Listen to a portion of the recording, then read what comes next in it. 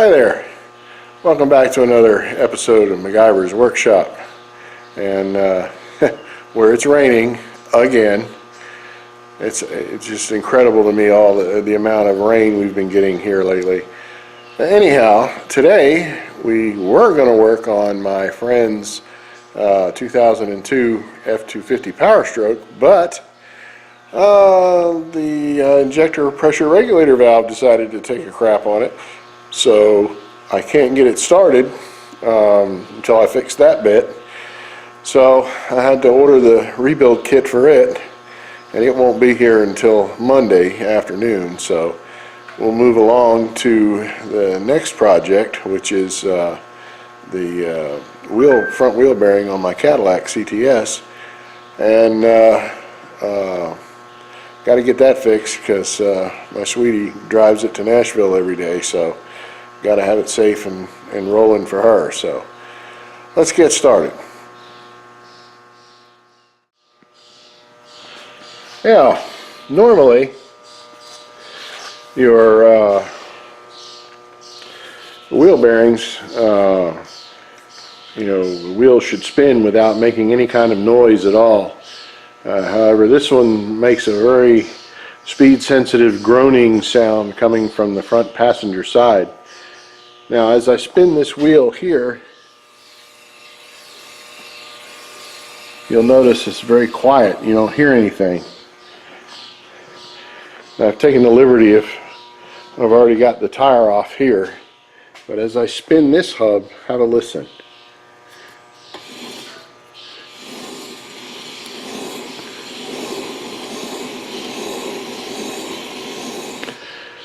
You hear that, hear how noisy that is? You shouldn't hear that at all. So let's get this thing out of here.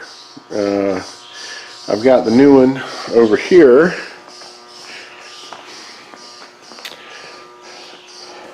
Not my first choice of wheel bearing, but I've got to get this going for my sweetie for work Monday. So I'd prefer like a Timken, one with a Timken brand bearing in it, but let me get this unwrapped and spin it for you so you'll hear how quiet it is. Alrighty. Now, this type of wheel bearing on this car is what's called a hub assembly. If you'll recall, the one that I did before on a Nissan Maxima, it was just a bearing, and you had to press it out of the spindle. And this, I actually kind of like these a little better because they're surely a lot easier to replace. But this is a what they call a hub assembly, which has, the wheel hub and the bearing and everything, and it bolts positively into the spindle. So it's a lot, the serviceability is a lot nicer. But see, if you spin this, you don't hear anything there. So when we get the old one out and I do that with that other one, you'll really hear a big difference.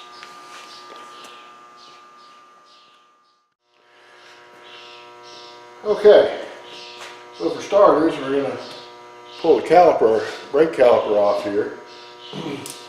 And it's a floating pin type caliper, much like what was on the Mercury in the last video I used, except this is a much beefier one.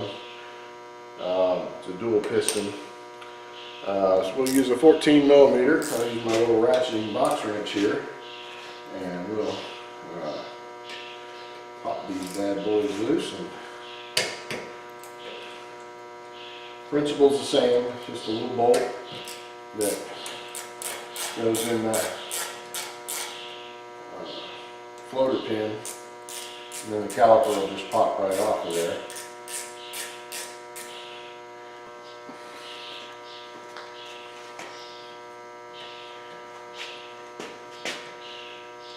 Run these little bolts right out of here. Funny, they're very, come on, focus. They're very similar to the bolts that were on the Mercury where they got that funky shoulder on them, so you always want to be real careful with them. And I always cock the caliper sideways a little bit to kind of push that piston back just a tad.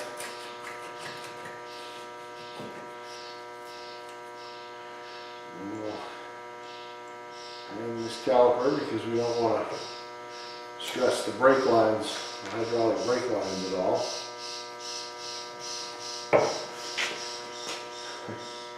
You'll probably hear my birds in the belfry up there. They're up there raising cane.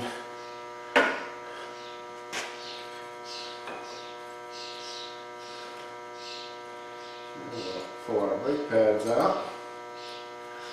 Get those out of the way. They're still in good shape. And then we've got our big bolts right here that hold this caliper mounting bracket on, which is very similar, again, like the Mercury was.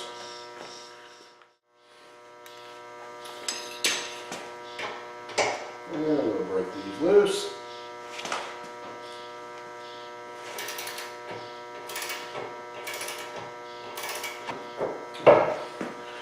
Those here to have thread locker on, they're going to fight me the whole way out, so we'll just zip them out with some air here.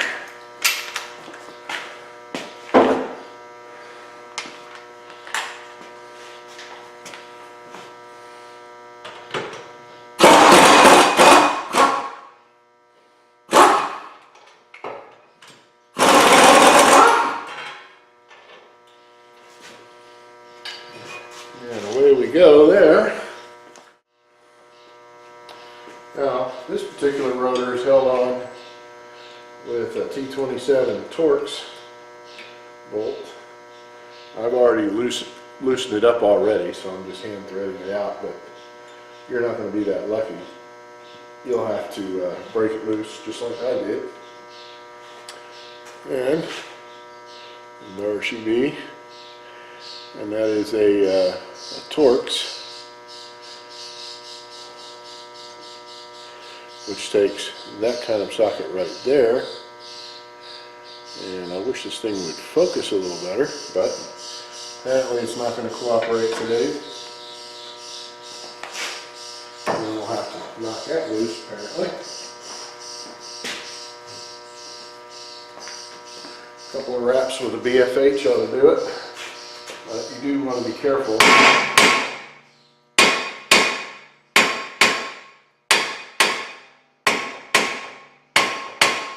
don't want to damage the rotor.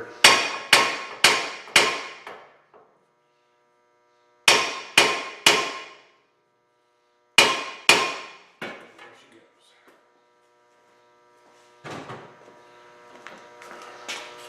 goes. Right. Now, what I would suggest is that we clean up that inside there before we put it on the new hub. But if you listen, hear how noisy that is? That sounds like crap. So, now there's 3 bolts back behind here that hold this hub assembly in, so we're going to get those out next.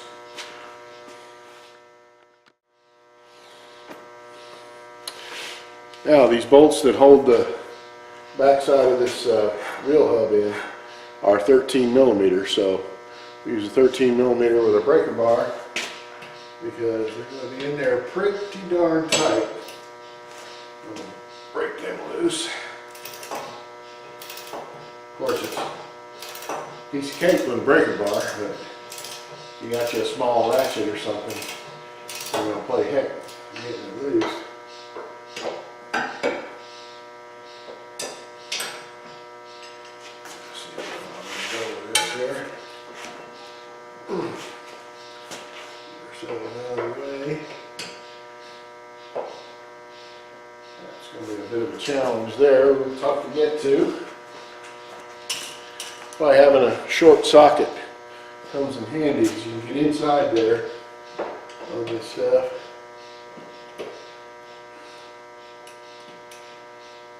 Alright,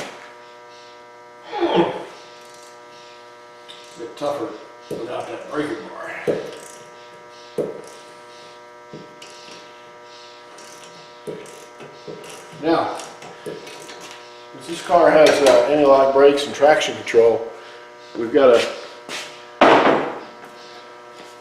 speed ring in there, a sensor, so we'll have to unplug that.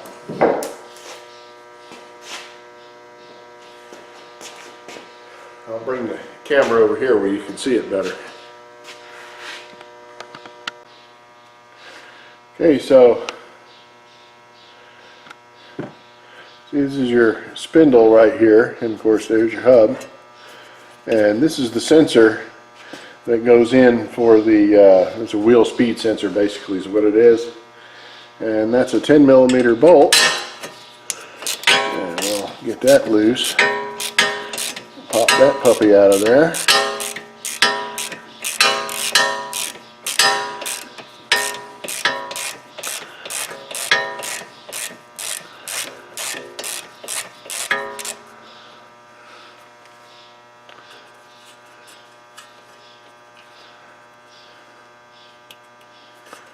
And very simply bring it right on out of there.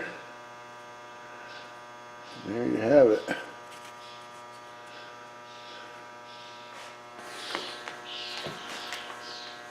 Alright, the last of these bolts out of here.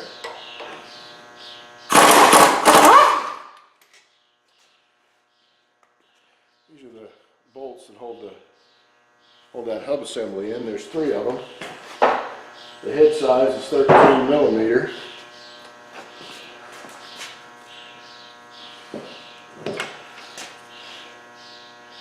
And imagine we'll have to get that out with a slide hammer.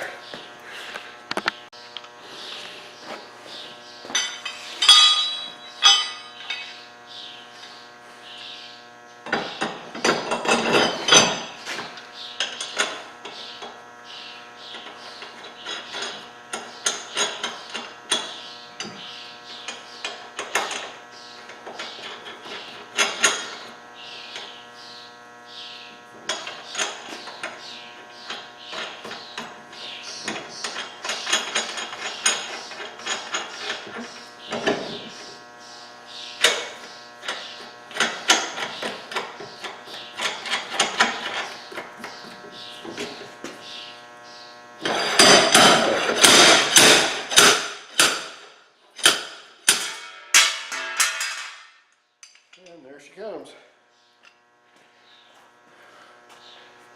Easy peasy.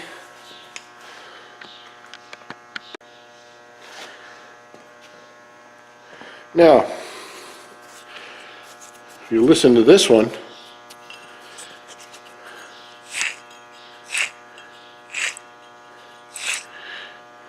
now you put 3,800 pounds on that and go down the road with it. It makes this god-awful groaning sound inside the car.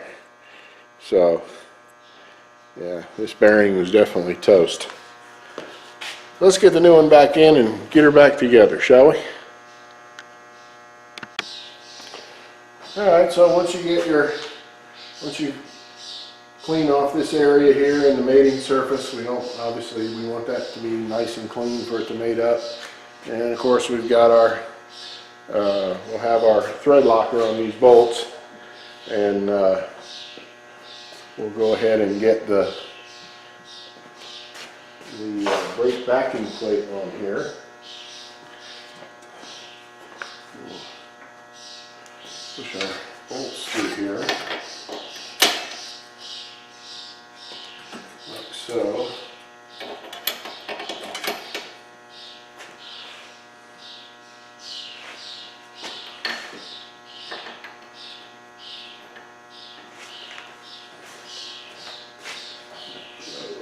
Dab on here just for the measure.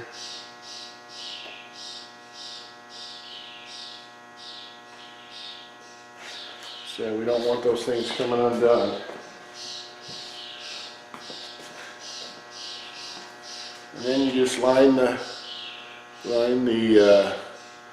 3 bolt holes here up with where the bolt holes go there. There's no particular way it has to go.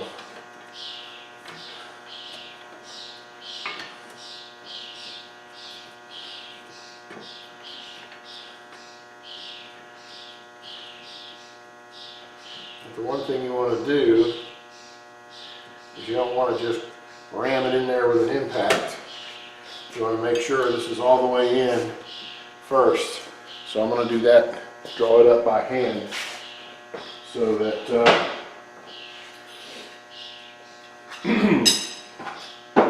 draw it up by hand to make sure, because you don't want to gall the inside of this aluminum spindle or magnesium spindle. So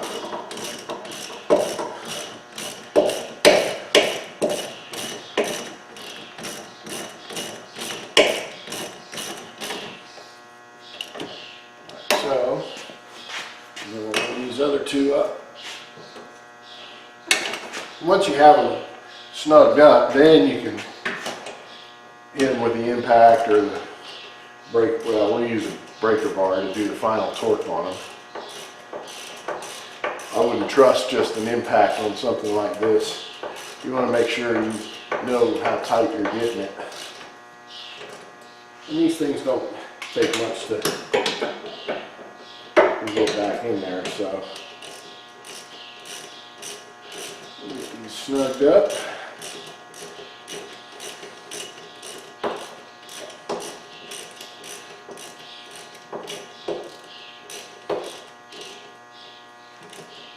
Once they get snugged up, you'll know, because they get tight really quick. You hear that? Nice and quiet, no noise.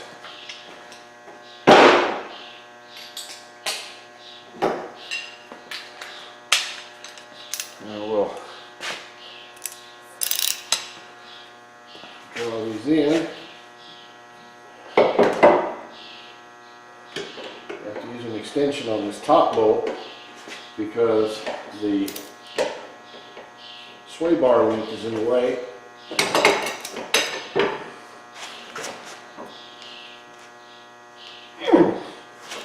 There, and I know that's good and tight.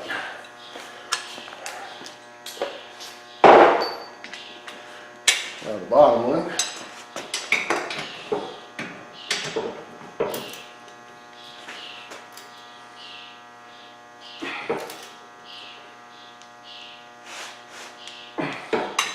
Right in there good and tight. Bring the other one around. And then that one.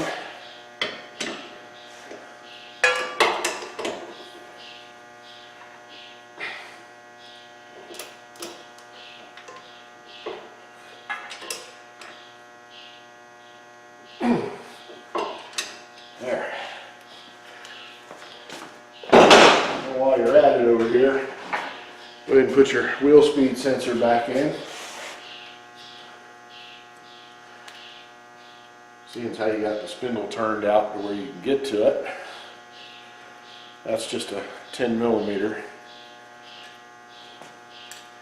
And you don't have to go crazy with the torque. It's just a really small bolt. Just has to hold that plastic sensor in place into the spindle. Then put the rotor back on. Make sure you line it up with where that little Torx bolt goes to retain the rotor in place. I've already cleaned the back side of the brake rotor and all up. Now you don't want to go crazy with this bolt here. This bolt's purpose is not for anything other than just to keep the rotor from falling off the hub when you, more likely when it was going down the assembly line really, but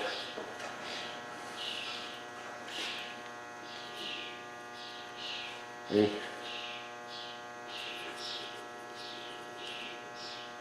Nice and quiet. That's much better. Now we'll put our caliper bracket on there.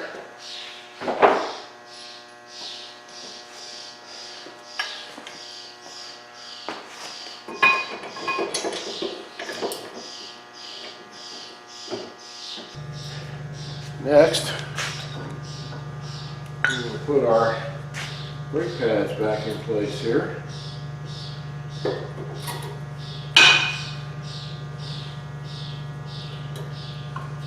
Make sure you put them back in the same order they came out, you know, as far as which one's the outer pad and which one's the inner. You can tell by the pattern on the pad that the caliper makes. And we'll take these fellas here.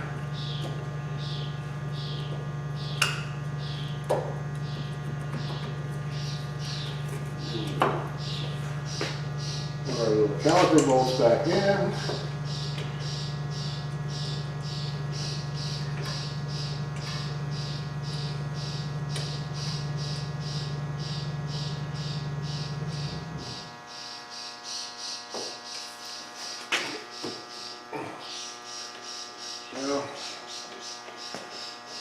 Finagling to get them to line up.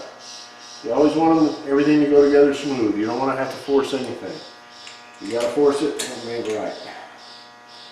You should all hand thread in there real nice. Again, these are the caliper floater pin bolts. They don't need to be super excessively tight, but they do need to be snug.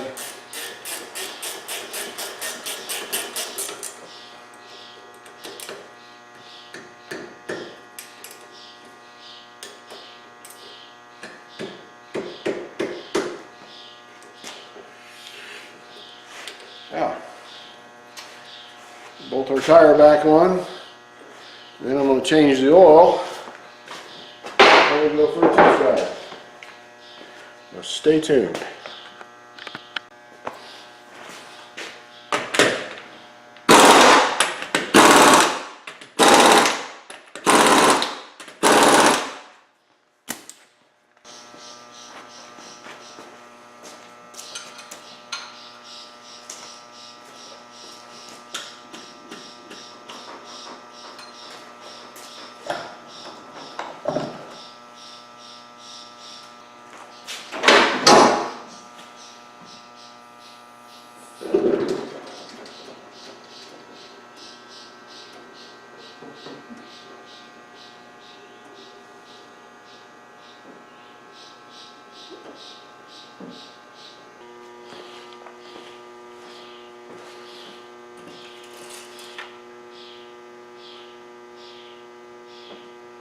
All right,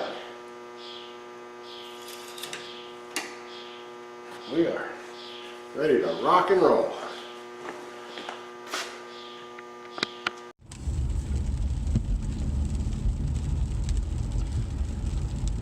Now that we're road testing here, our wheel bearings are nice and quiet now. See if I can get my phone to adjust a little bit here.